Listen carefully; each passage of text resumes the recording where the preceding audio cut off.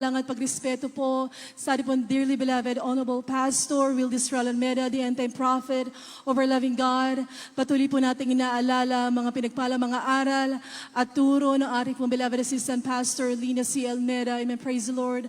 At ganoon din po ang pagbati po sa mga beloved children ng ating pong beloved parents in the Lord. Sa inyo po lahat, mga minamahal na mga kapatiran ng isang magandang tanghali na po sa inyo. Sa pangalan po natin pinakamahal pa ni Jesus. Praise the Lord.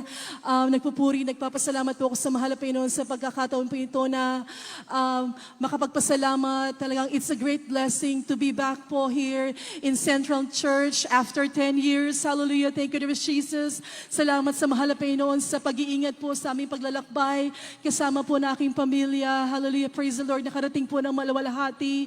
Praise the Lord. Hallelujah. Nagpapasalamat po ako sa mahal na Panginoon dahil when I left for the US po in 2014, talagang sabi ko, mahal na Panginoon, kung saganang akin, kung ako po masusunod, ayoko pong umalis. Pero nakapetition po ako and beloved daughter ko that time, then we have no choice. Pero sabi nga po ng Biblia, ang plano po natin, hindi po plano ng mahal na Panginoon na punta po kami sa dako ng Texas, sa dako po ng Houston. Hallelujah, praise the Lord. Na talaga sabi ko, mahal na Panginoon, pupunta kami sa isang lugar na walang banal na gawain. Hallelujah, praise the Lord. Pero andyan ang napakabuti ng mahal na Panginoon. Nag-start po ng Bible study kahit once a week lang po yan, every Saturday po. Hallelujah, na talagang naghahayo, nag-iimbita sa mga kapwa Pilipino, even po kahit sa mga foreigners, kabagan po na mahal na Panginoon, may umaaten, may tumatanggap sa ating pinakamahal na Panginoon. Hallelujah, hindi po naging madali sa umpisa na talagang minsan magdaos po ng Wednesday service na isang pamilya, dalawang pamilya, tatlong adults, dalawang bata. Hallelujah, pero patuloy lamang po dahil alam po natin na ang gawain po na ito ay gawain po ng mahal na Panginoon sa panguna po ng tao ng Diyos na talagang wala po imposible sa mahal na Panginoon na after formally po for 10 years, hallelujah, hallelujah, dyan po natunay na po, pinagpala po ang ating pong banal na gawain sa dako po ng Houston na talagang mahal na Panginoon po, naglagay po ng mga, nagdala ng mga kapatiran, hallelujah, at ganun din po pinagpala po tayo dahil isa na po sa beloved na po ng ating mahal na pastor ang naka-assign na rin po sa dako ng Houston. Salamat sa mahal na Panginoon sa pagpapalang yan. Thank you, Lord Jesus. Hallelujah. Praise the Lord.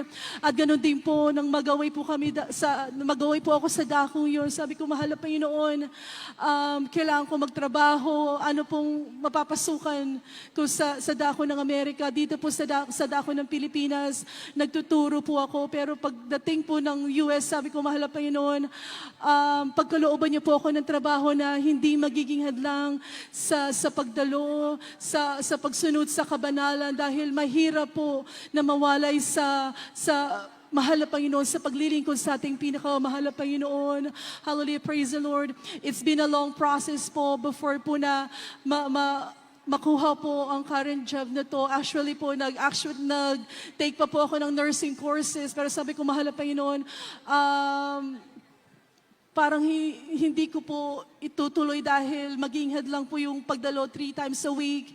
Dahil as we all know po, as starting nurse, mag-duty ka po ng usually night shift and then yung mag-scrub suit. Pero sabi ko, mahal na Panginoon, one day, pagkakalabo mo po ako ng trabaho na hindi maging hadlang sa iyo, sa pagsamba, sa paglilingkod sa iyo. Truly enough, after 1 year or several months lang po, sa kabagan po ng mahal na Panginoon, glory to God. It's been a long process po, pero as na-hire po ako as a teacher po sa dako ng Texas. Hallelujah. Salamat po sa mahal na Panginoon. For 6 years po ako dyan sa dako ng Houston ISD. Kabagan po mahal na Panginoon din. There was a life-changing event po na nangyari. Sabi ko, mahal na Panginoon, I want to move closer to home. Hallelujah, praise the Lord. Nung pagdating ko po sa Amerika, sabi ko, doon po sa community namin, meron po talagang school na gusto kong pasukan doon. Sabi ko, mahal na Panginoon, gusto ko makapasok dyan pero mukhang imposible dahil sinasabi po ng mga kakilala ko mga Pilipino na usual ang inahire po nila sa district na yan is usually white people po. Pero sabi ko, mahal na Panginoon, gaya ng naririnig sa mga patotoo na walang imposible sa iyo. Alam niyo po, nag-try lang po ako na mag-apply. Hallelujah, praise the Lord. Hallelujah, sa unang dalangin po ng mahal na pastor. Hallelujah, glory to God. Alam niyo po, para sa akin, imposible, pero wala pong imposible sa mahal na Panginoon. Amen. Hallelujah, praise the Lord. Hallelujah, talagang great, isa po yan sa mga grabing pagpapala na kapag naiisip ko, mahal na Panginoon, talagang napakabuti mo. Hallelujah, praise the Lord. And this coming year po, magpo 4 years na po ako sa district niya, sa kabagan po ng mahal na Panginoon. At alam niyo po, mga minamahal na kapatiran, kahit na malayo po kami, hallelujah, sa dako ng Pilipinas, pero ang panalangin po ng man of God, kahit saan po tayo nararating po, naaabot po tayo ng panalangin ng ating beloved pastor. Salamat sa mahal na Panginoon dahil may mga pagkakataon po na talagang andyan sa karamdaman, andyan po yung pag-iingat ng mahal na Panginoon. Hallelujah, praise the Lord. Nung mag-deliver po ako sa second baby ko through C-section. All throughout my pregnancy, hallelujah, naging smooth po yan. Wala pong complications, wala po akong naramdaman na sakit. Then nung after po ng surgery ng C-section, when I was about to, kailangan na po mag-move, mag-stand, para mag-function na po normally yung mga organs, hindi ko po maiangat yung ulo ko. Hallelujah. Ang sabi po ng doktor, nagkaroon po ng spinal fluid leak sa part po dito sa likod ko kung saan po nagkaroon, in-inject po nila ang anesthesia. Yun po ang naging cause. Kaya po sobrang sakit ng ulo ko. Ang sabi po ng doktor, yun ang pinaka-worst hangover na mararanasan ng mga, alam niyo po, na makasalibutan. Hallelujah, praise the Lord. Sobrang sakit po talagang kahit po iangat po ng beloved husband ko, tulungan po niya ang iangat ang ulo ko, hindi ko po kaya. Then, ibinalik po ako sa operating room.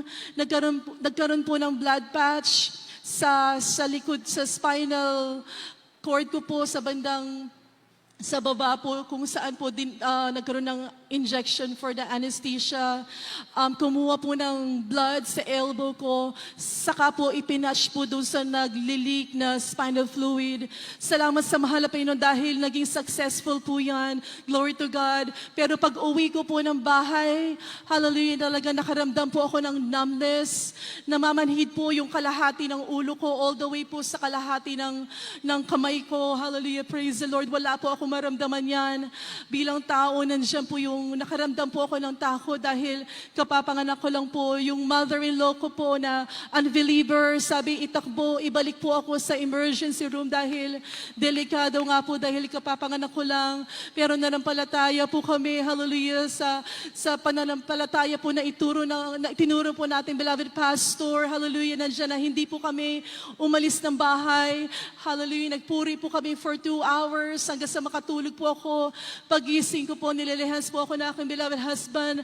Nandiyan po na pinagaling na po ako ng mahal na Panginoon. Wala na po yung pamamanhid. Hallelujah, praise the Lord. Naging back to normal po. Hallelujah.